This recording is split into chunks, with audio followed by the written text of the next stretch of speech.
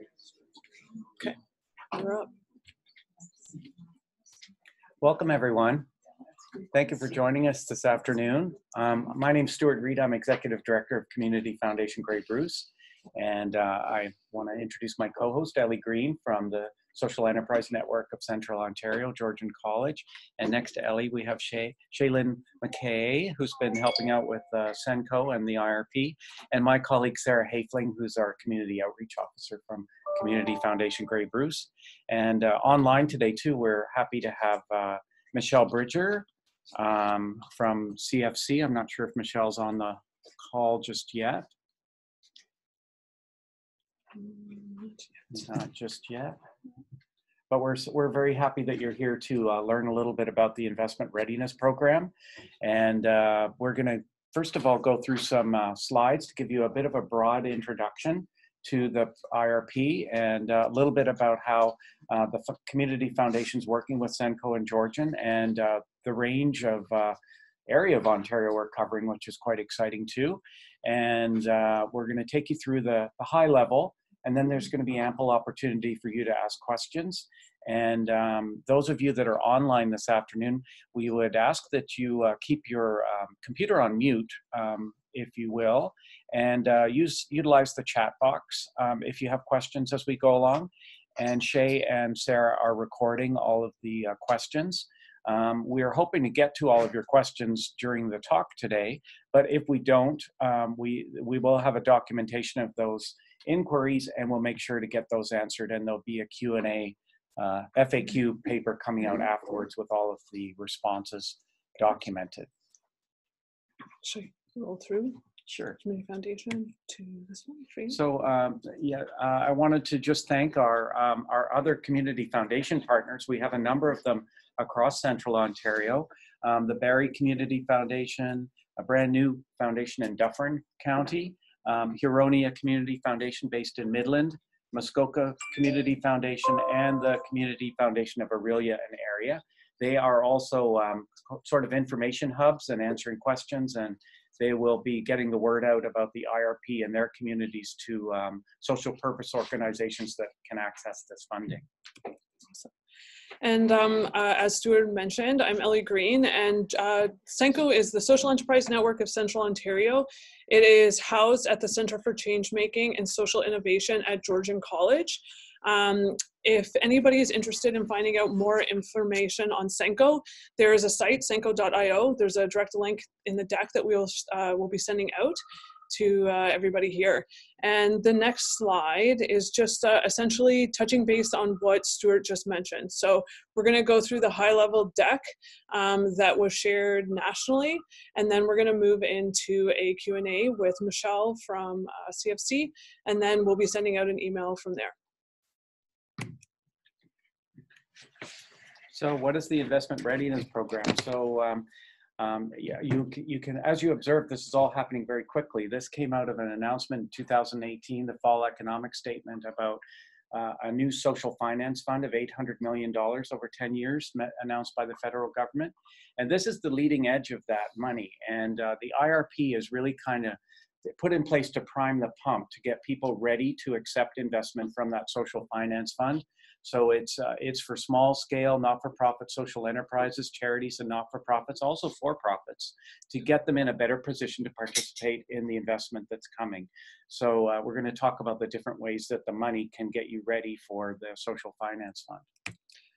So, so a little bit more details there. So the key piece is this first phase is to allow you to get ready to access investment. So this first phase of the program, folks will receive non-repayable capital to launch, design, measure, or scale their social enterprise. Essentially, this will help social enterprises continue unlocking solutions to pressing social, cultural, and environmental challenges. And so the funding comes in lumps of non-repayable capital, as Ellie mentioned, and the range is from $10,000 up to $100,000. And it's designated to develop, design, measure, and scale social enterprises in order to get them, as I mentioned, ready to accept investment. So then the big question is, what is a social enterprise? If there's anybody here who's interested in learning more about that, we're going to be running an hour-long session after this on what is social enterprise. SENCO, that's a core offering that we offer every month. So you're welcome to send folks to that next month or join yourself. We always offer it in person somewhere in Central Ontario, and then we have a Zoom link. But to align here with what CFC defines social enterprise as, is a social enterprise is mission-driven organization selling goods or services to earn a revenue while also helping achieve social, cultural, and environmental goals. So they then move on to some different examples. The first one is a catering service that hires people who face employment barriers and provides job training. So that's one example. And then we move on to a couple other examples. So, and you'll see these really show how the business of the organizational business is giving back to the community or is aligned in some way with investment back into the community. So other examples, a not-for-profit that employs people facing barriers to employment to perform eco-friendly home retrofits, for example. A charity that runs a catering service and then provides culinary training for marginalized youth. A co-op that offers affordable laundry and delivery service while giving work experience to people living in poverty. Or a business that creates and sells footwear made from recycled materials in order to reduce waste and uses some of its revenue to fund environmental programming. So those are many examples of models that incorporate a social purpose. So who is eligible? So social enterprises may be a charity, a not-for-profit, co-op, or a for-profit social enterprise. A wide range here of different organizational structures fall under the area of social enterprise.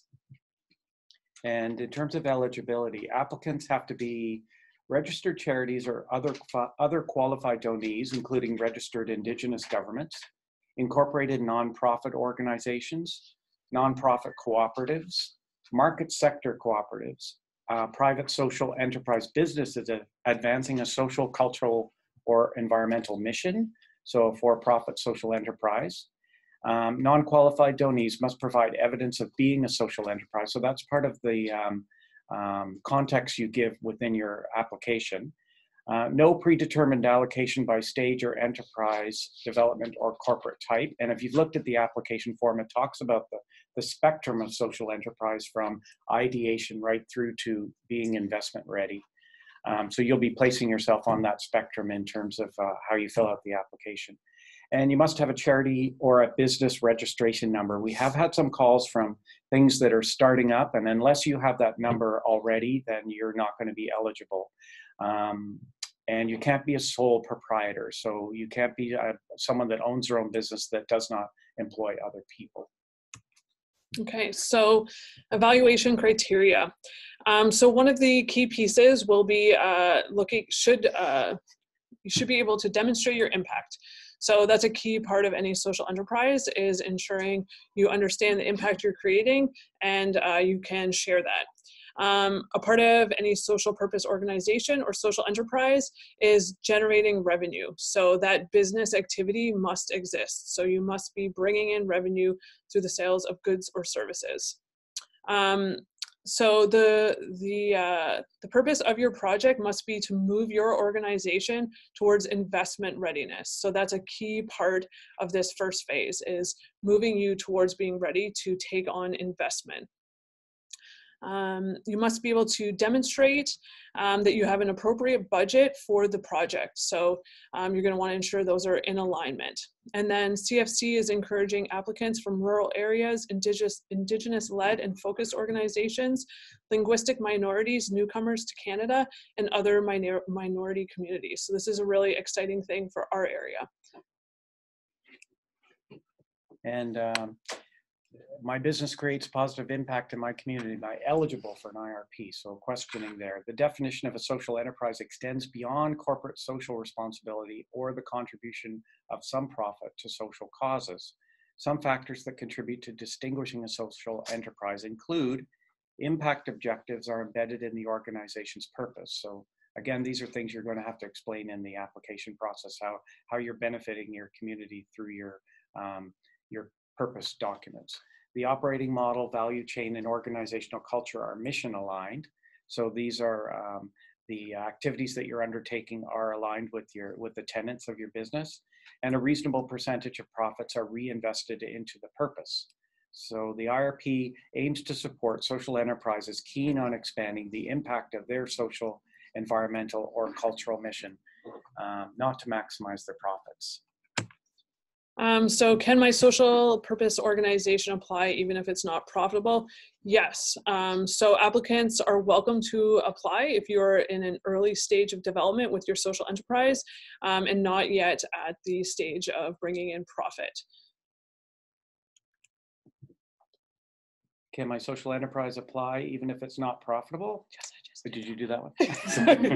No, I was standing up because Michelle from CFC is having trouble linking in. So Sarah's going to make sure we get her on the phone. Who's eligible for the program? So IRP funding cannot be used for a single individual. We mentioned that sole proprietorships.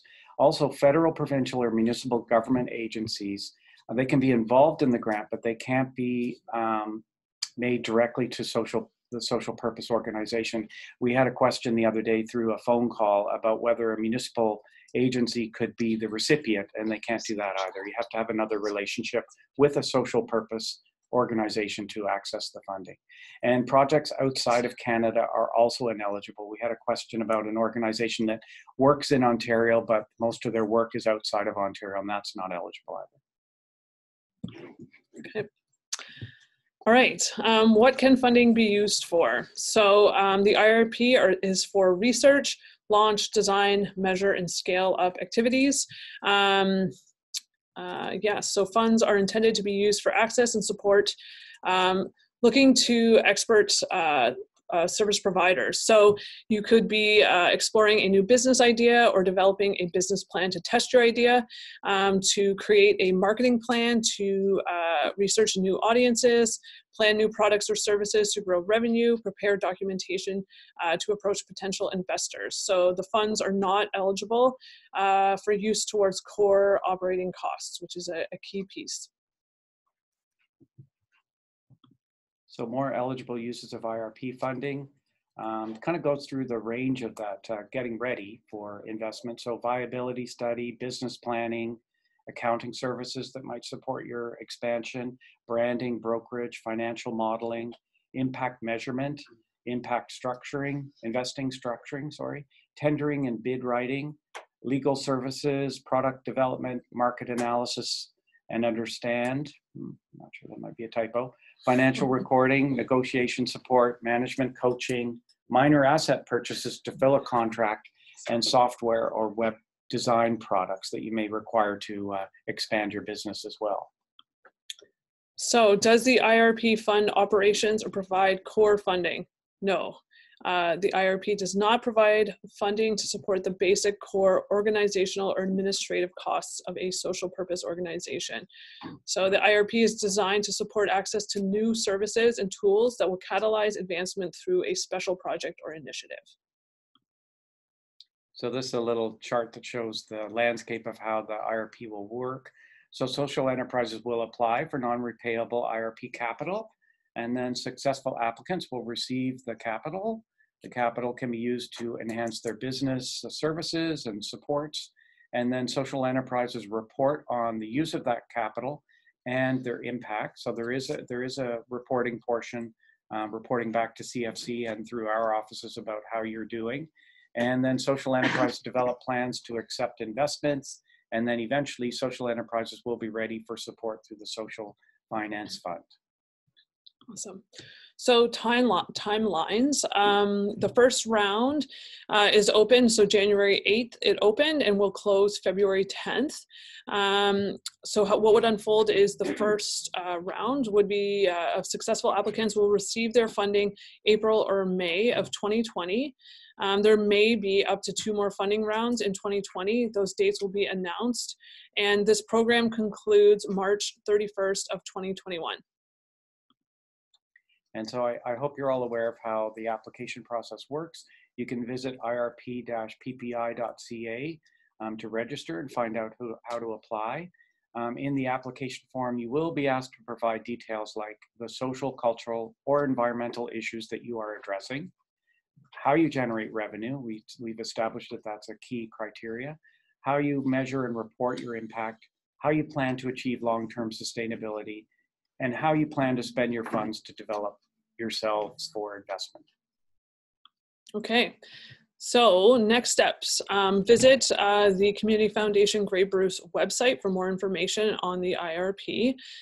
Before applying, make sure you gather the below documents. So you're going to need your financial statements, preferably third-party prepared, proof of current corporate filing, corporate bylaws, list of bios for your management team as well as your board, and then details of your project budget.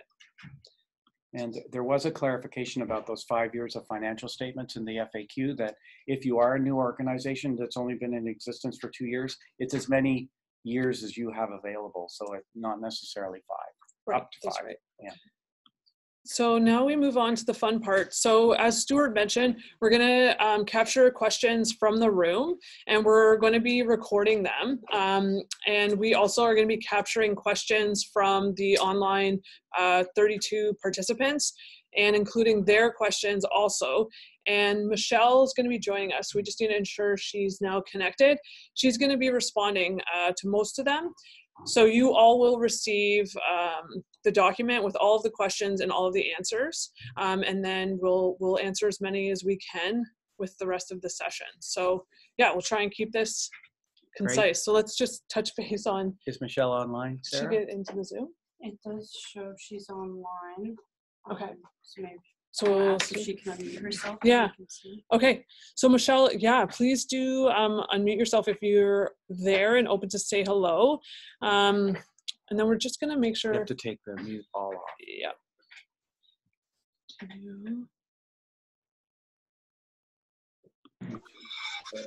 Just send it out. Hi, everybody. Can you hear me? Yeah. Yep. Michelle, hang on one sec. I'm just going to try and mute all and unmute you. There we go. Okay. Oh, hang on. Michelle, are you there? Yeah. Perfect. Okay. Woo, technology. Okay. So we have you there. And then I think I just wanted to check in. Can you guys see the chat? Neither of you guys can? You can? Yep. Yeah. Okay, perfect. Okay, so maybe we'll start with questions in the room. And for those online, feel free to put your questions in the chat. And Michelle can address any of those that she would like to. Does that work? And if people in the room can speak loudly, we'll see if, this is our microphone here. We'll see if we can pick you up. I might have to repeat what you say so people online can follow along. Yeah. So are there any questions here in the room?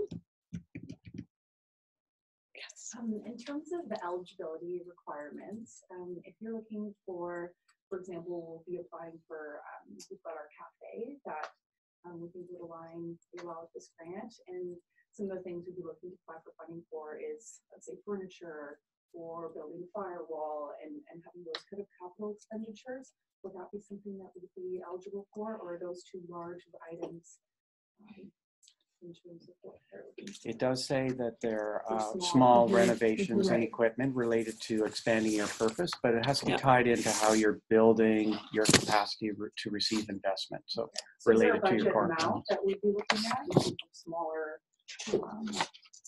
Yeah, Michelle, I don't know if Michelle, is there a budget amount or how would you? Sorry, was the question referring to assets? Yeah, to the capital. There in the guidelines it talks about small amounts or purchases. Let me just get to it. Yes. So the idea behind allowing assets is so that it would be in order to really advance yourself along the investment readiness spectrum. So it would mean that, for example, you had a pending order and that if you were able to do these improvements, you could fulfill that contract and then that would advance you along that scale. So the IRP is not focused on the idea of purchasing assets, but it can be included as part of your plan. Okay, Perfect. Cool. Thank Okay, you. awesome. Yes. If you have a loosely formed community group who has an idea, is it another not-for-profit able to act as a sponsor of sorts to work with them? And help them through? My understanding is yes, but let's Yes. get Michelle to just, did you hear that one, Michelle? Yeah, so about partnerships. Yeah. Yes. Yeah, so a partnership, if one person themselves, one organization wouldn't be eligible, but another is eligible in all of the criteria, then we would just ask that the lead partner who's actually filling out the application form would be the one that is eligible and has that business registration number and all that information. But obviously in the application form, you would allude to a partnership and how you're going to collaborate. Perfect. And the applicant organization would have to meet the criterion of having a social purpose. Michelle, that's correct? Yes. Yes. Yeah. So the applicant has to meet all the criteria that we went through. Yes, Barry? Would sponsorship, like to a particular program where you're hosting events or something like that, by a private sector contributor, qualify as earned income? So for example, our organization gets some money from Bruce Power to do programming. Mm-hmm. Does that qualify as earned income? Those are services where you're deriving a revenue. So I would imagine you could demonstrate those as part of your revenue supporting your organization. Yeah. So sponsored. So if revenue coming into an organization, Michelle, is sponsored to host events, that would qualify as earned revenue? Yep. The only distinction really is that there's some goods or services that is being purchased for money. So sponsorship is fine. Mm-hmm. There's another question at the back. The expansion of your existing space is part of increasing your purpose. Would engineers' drawings and plans, would that be part of the costing that we provide for? Well, it's part of business planning related to the expansion and the provision of your capacity. So I would think it should be. Michelle, did you hear that question? It was No, I didn't hear that one at all. Sorry. So about an expansion that's taking place, engineers' drawings and preparation for expansion. If that was related to core purpose and services, would that be eligible? Yeah, it's always a bit harder without, I wish I was in the room with you guys. It might give me some more clarity. As long as it ties, there's nothing about those activities specifically that wouldn't be eligible. It's just as long as that is tied into this idea that doing that activity is going to help you be investment ready one day, that this project is one piece of kind of moving you along that spectrum. Yeah. Is that an adequate answer? Sure. Oh, good.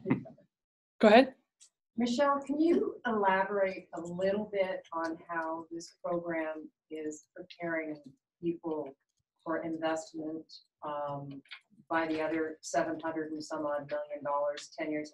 Because my understanding, this is a 10-year project by the federal government, correct?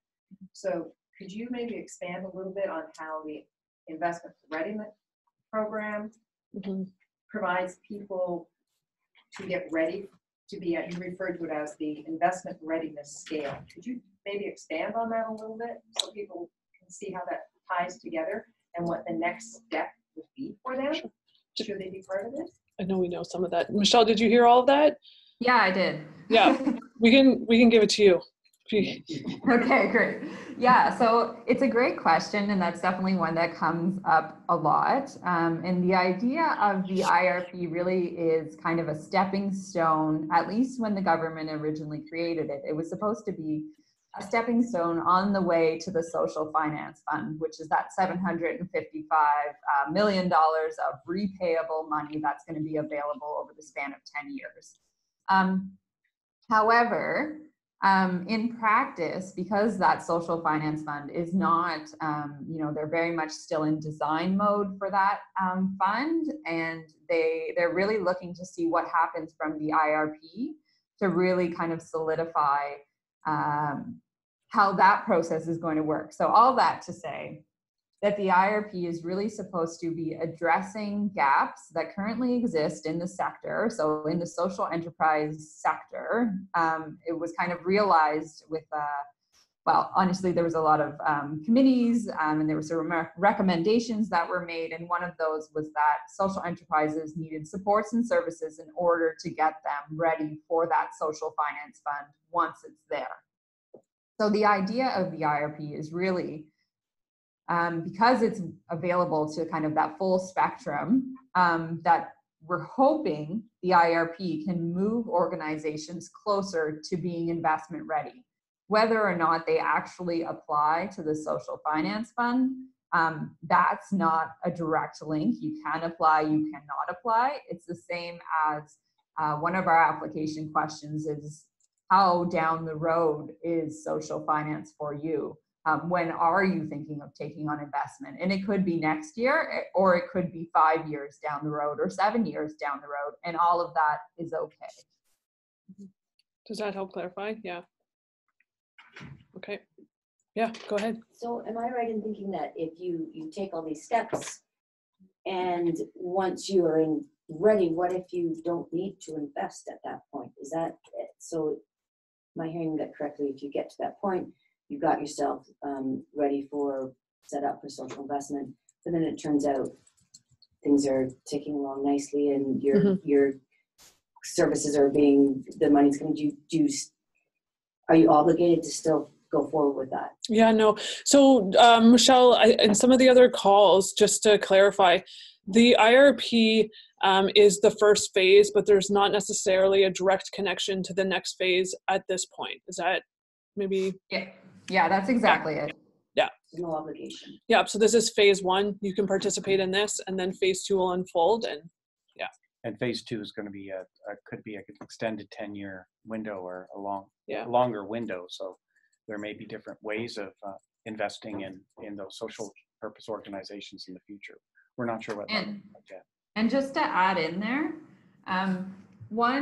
one outcome of the IRP, while you're doing a feasibility, say you're an existing charity, for example, and you're thinking of having a social enterprise program, and you do a feasibility study, and the feasibility study really says that there is no market for that service, that's okay.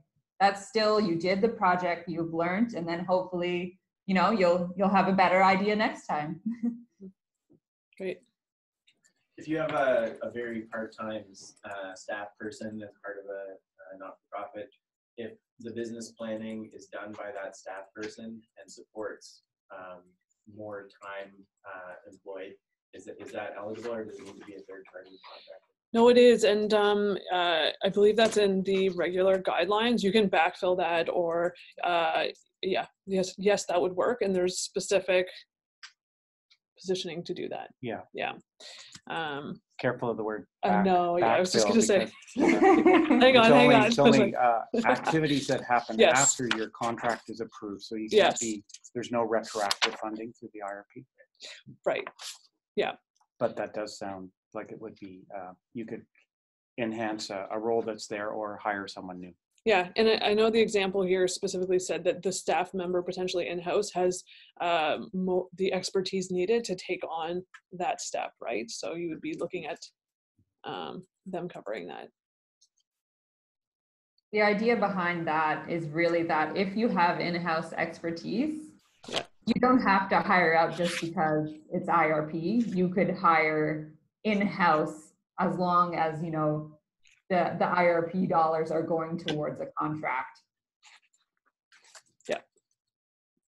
So if you're in such an early stage that you don't have any staff, everybody is just working towards being able to afford that, does that preclude you from this?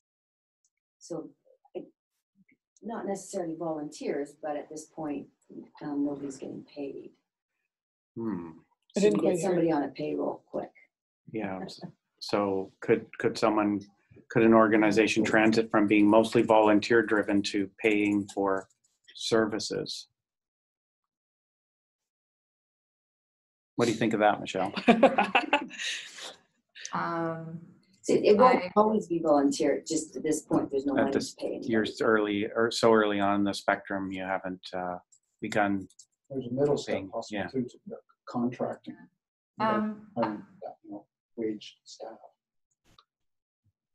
So yeah, I guess the question here, Michelle, is, funds going towards those who may be volunteers or those who are part-time contract staff, or, is there any specific criteria to consider for how funds are used for staff? So I think the guidelines around that should be that IRP money can really only be on a contract basis to do this project. It can't be for any other activities. To go any more specific than that, I think we might get a bit convoluted, but as long as somebody is hired to do this work, and there is an end date, then it should be eligible. Right. And there is, for a project that itself is eligible. And perhaps another part of the clarity would be that we're not supporting core operations, that it's about capacity building and expansion of service related to your social purpose function. And a project. Not core operations. I think I just saw something that you had to have staff. It was not, it can't be a volunteer driven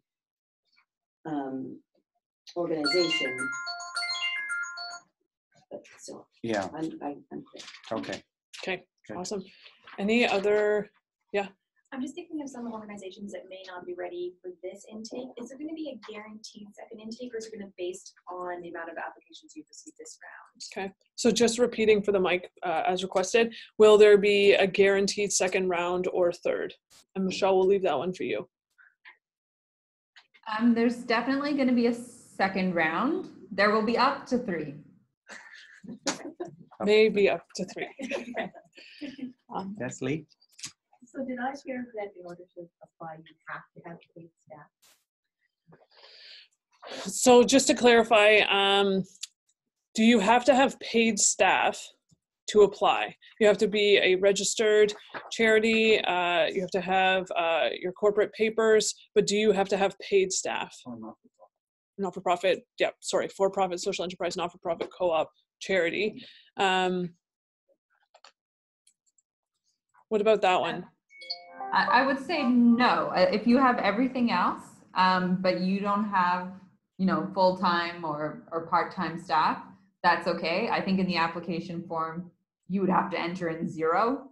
But that in itself is not something that would make you ineligible. Okay. Yeah. Awesome. Should we take the question from the chat? Sarah, do you have one? Yeah, we have a couple.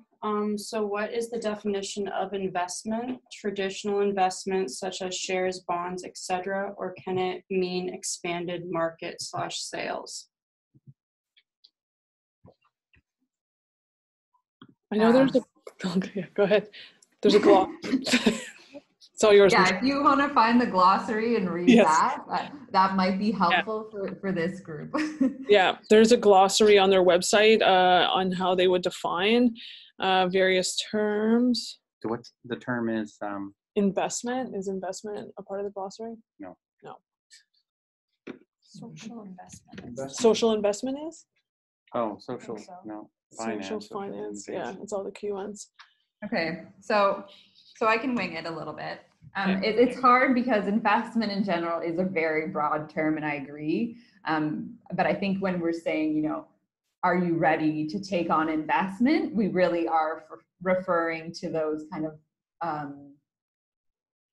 the one is the social finance fund. So would you be willing to participate in that? And then the other is, would you be able to go to a bank or a credit union for a loan, or your local community futures for a loan, or I know there's lots of other investment opportunities out there, but it really is, it's more than just increasing your sales. Okay. Next one, is there any issue with an organization being a partner or supporter on multiple applications? That's a great question. I think my guidance around that would be an acknowledgement that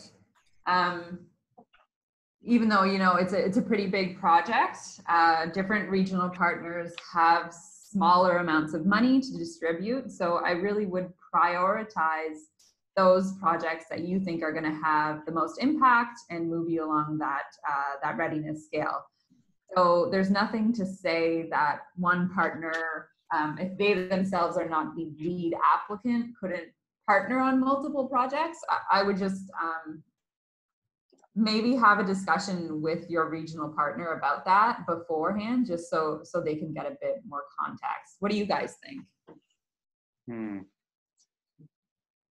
I think that I think it's probably best to consider the best project. I mean, if you're working with multiple partners, or consider the best project.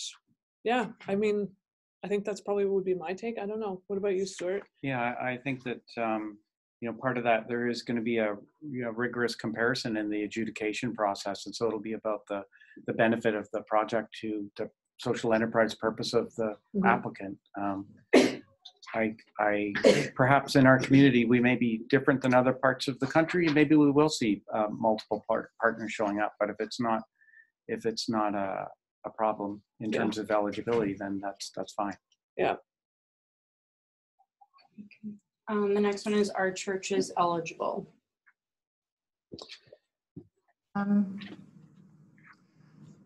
I think so. We've already had this question. Again, it's, you know, as long as they have all of those criteria that they need to have for eligibility, you know, they have the charitable number, they're an other qualified donee, and they're in fact running a social enterprise, which is important for this.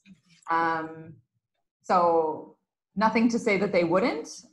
It's just if you are a qualified donee that is receiving dollars from the federal government, that's when it gets a bit trickier. For example, crown corporations and that type of thing. But I think churches are okay. So I can follow up if you want.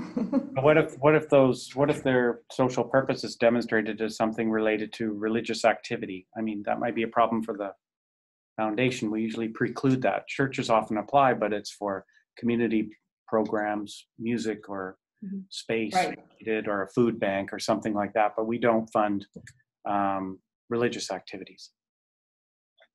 Right. Yeah, that's very true. And my mind didn't really go there because I thought a social enterprise wouldn't necessarily be religious, but that's really important to stay because I don't think, well, there's a lot of community foundations that don't fund religious activities themselves. Yeah. Okay. You are evaluating based on impact. Can it be based on how you intend to measure impact? Can it be based on how you intend? Like, meaning not the impact you're having, but the impact you hope to have? I'm assuming that's... Or measuring your own impact, is that if their application is about increasing their capacity to measure their impact? Yeah, I think that would be eligible. That would qualify. Yeah. Okay. If a social enterprise has secured a location and has funding for the lease, would building out aspects of the space for use or revenue generation be eligible, or would that be considered core?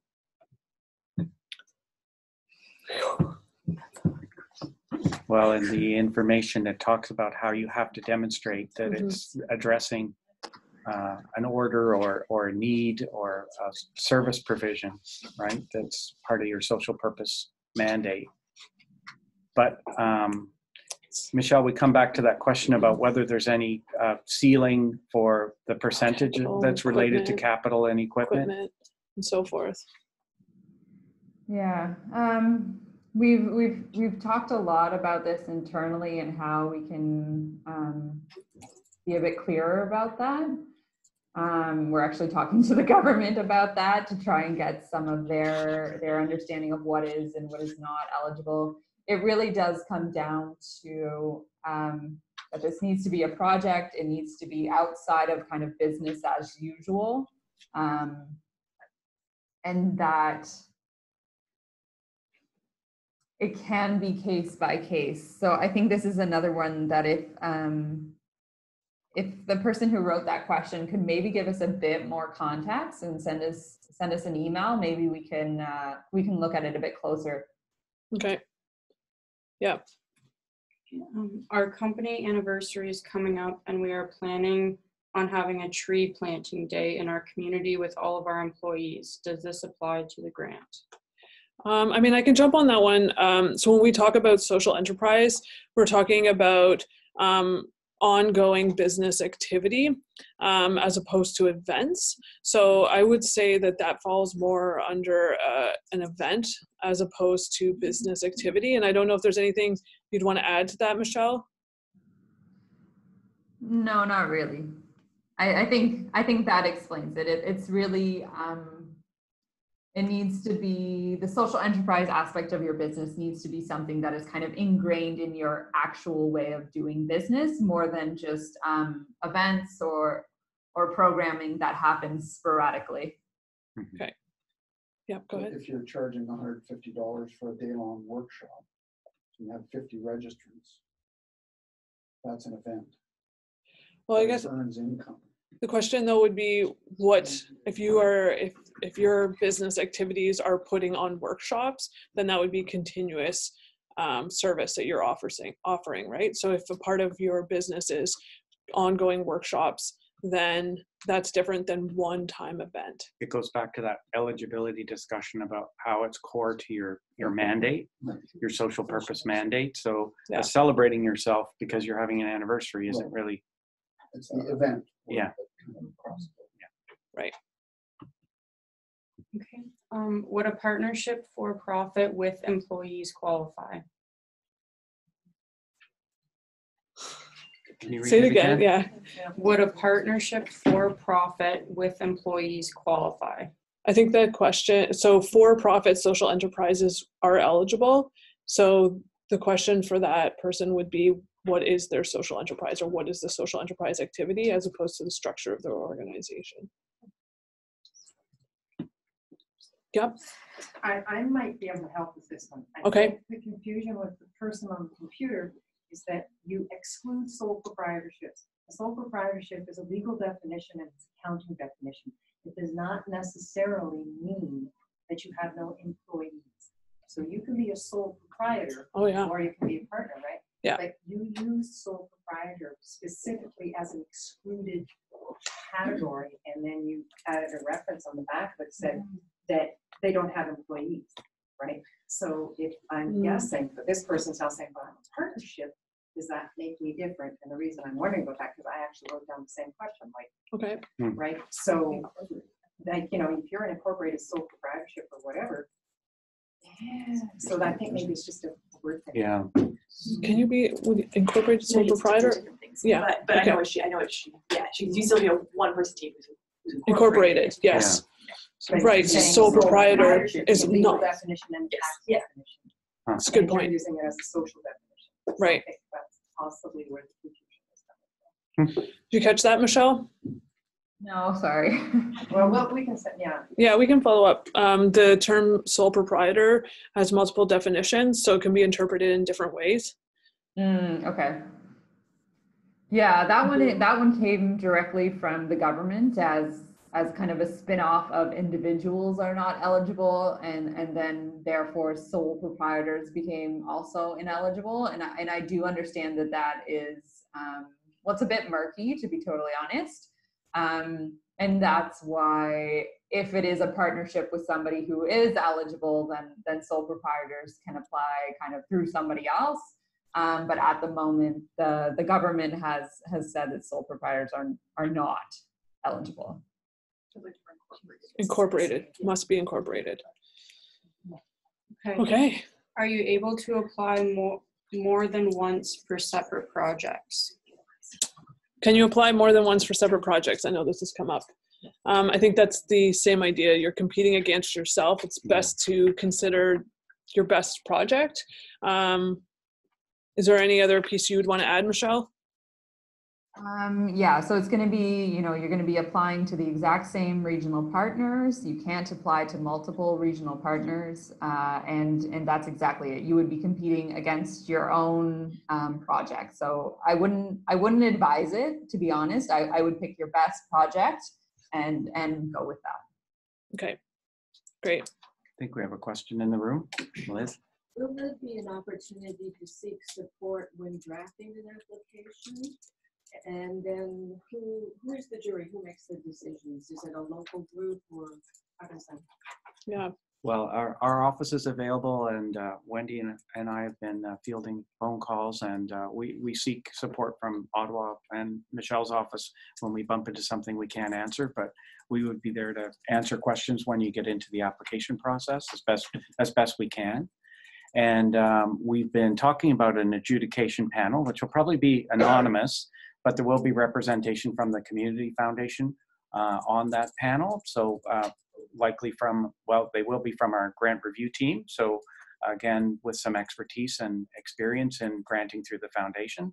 And through Ellie and SENCO and the network, we are drawing in some really great people who have a long history with social enterprise in Ontario that are going to be looking at our applications from Central Ontario as well. Yeah. Do you want to talk a little bit about? Yeah, I mean, with the region of Central Ontario that we're supporting in this partnership through the IRP aligns with SENCO's footprint.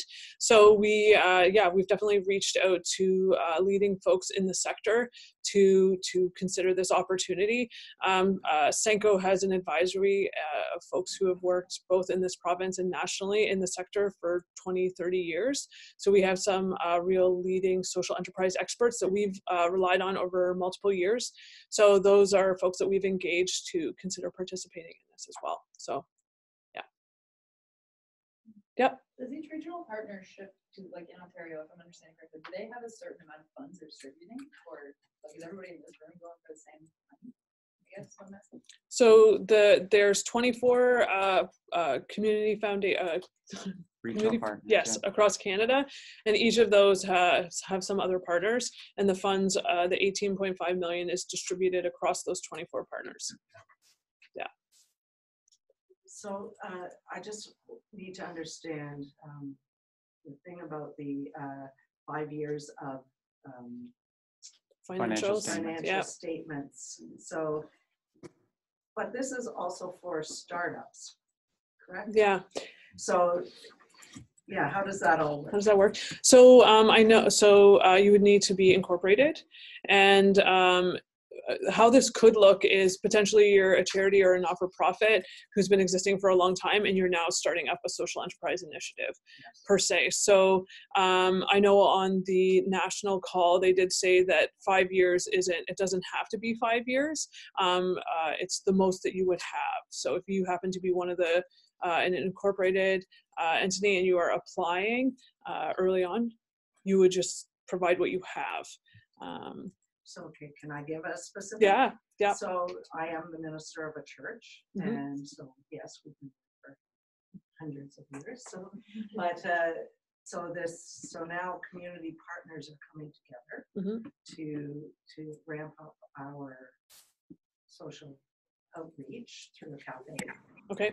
And so yeah, so the plan is just to continue on what we're doing, right? But to take it into a social enterprise kind of a system. Okay. So would it be the church's books that you're looking at, or just social enterprise? So I guess I would say because the church would be applying, and the social enterprise would be a wing, yes, or would it be its own? Yes. Yeah. Yeah. So then you would be submitting as the church, and you would be identifying the social enterprise as a wing of activities or an enterprise, yes, that you would be. Yeah. Yeah. Yeah. Yeah. Michelle, yeah. Yeah, that's exactly it. The way the application form is kind of divided is that if you already have an established social enterprise program within your organization, then you would ask those financial questions and other questions about the social enterprise. But if it's not an established kind of entity in its own, then you should be answering the questions on behalf of your organization, and then just allude to the social enterprise as the project that you want to do. So it would be like the marketing and maybe the software and those kinds of things that you would be going after with this? Yeah, and potentially feasibility for yourself too, right? Well, they've already done that. As Okay. a community group, they've already done it. Okay, yeah. Yes. So then your next steps, business planning, marketing plan, so forth. Yeah. Be eligible. Just related to the same project, but because we're in Parry Sound, are we really at the right place? Because we are Northern Ontario, we get linked to Muskoka, we get linked to Northern Ontario, we get linked to, we're not a Georgian College, we're Canada College community. Yeah. You would fall in our area. Yeah. Muskoka is one of our partners. Okay, so we're good? Yeah. Yeah. You're good. Welcome. Welcome to Grey Bruce. Yeah, I know. It's true. I know you were going to say that next. Very sad is always good. Okay, we're about to arrive at our timeline, but there was one more question. Yeah. Just wondering when the grants are awarded, is this an all or nothing situation? Grants given out, or what does that look like? Oh, good question. Don't know if I know that. I don't know either. Michelle, partial grants, or is it, so if an applicant asks for a certain amount, that will be the amount that is awarded or not, or? Yeah, so that's a little bit at your guys' discretion, if I'm going to be totally honest. I think our advice here, kind of overseeing all of the different partnerships that are happening across the country, is that we really are trying to alleviate all of the extra admin burden and kind of streamline this as much as we can in terms of, you know, applying for what you actually need. So I think that the preference across the country is that you apply for what you really need. But if, yeah, I'm going to pass that back to you about the partial funding.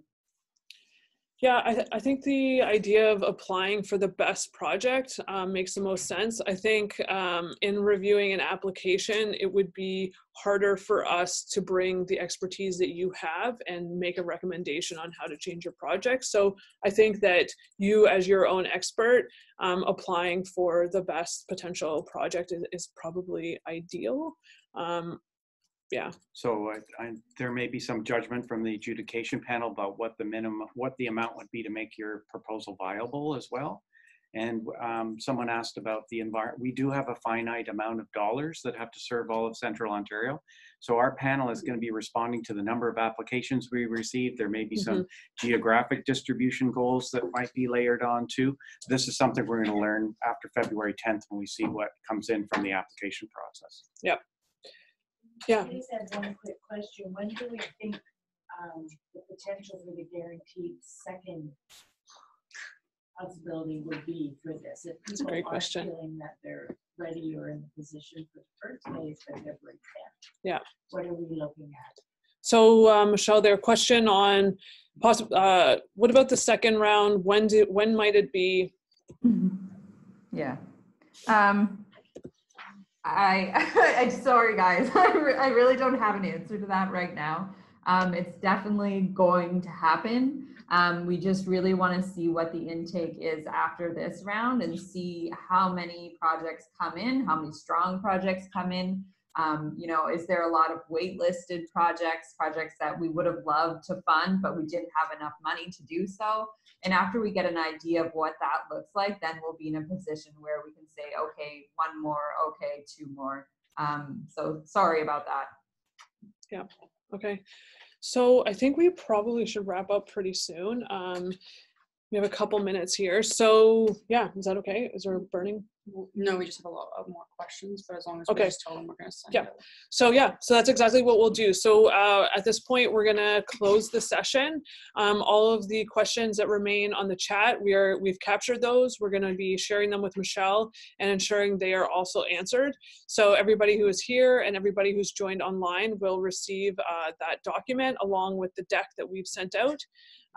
Yeah, so I think at that point we'll wrap things up. We have another session starting at 4 o'clock, which is the Social Enterprise 101 session here. So yeah, please feel free to stay for that or move on to your next activities for today. So thanks for coming, everybody. And if you registered online through Eventbrite, we will have your email and we'll be able to email email those answers out to you. But if you didn't and you would like, you can just come forward and we'll sign you up, get your email written down so we can get those answers to you. And Perfect. Community Foundation Grey Bruce is using our social media platforms to broadcast news. So if you want to follow us on Facebook or Twitter or Instagram, you'll get news about the IRP through those methods as well as our website at communityfoundationgraybruce.com.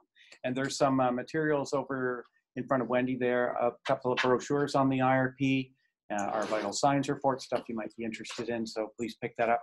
And we have our general community grant intake coming up April 15th. I know it's a little early, but you can start thinking about applying. And the foundation is also running our spring granting fair on March the 12th at the Bayshore this year. And we have some wonderful learning labs that are increasing capacity in our not-for-profit sector. Please check that out and join us that day too. We'll have some great learning opportunities. Awesome. Good commercial. Yeah. Thank you, everybody. Okay. Thank you, Michelle. That was great. Thanks, Michelle. Thanks, guys.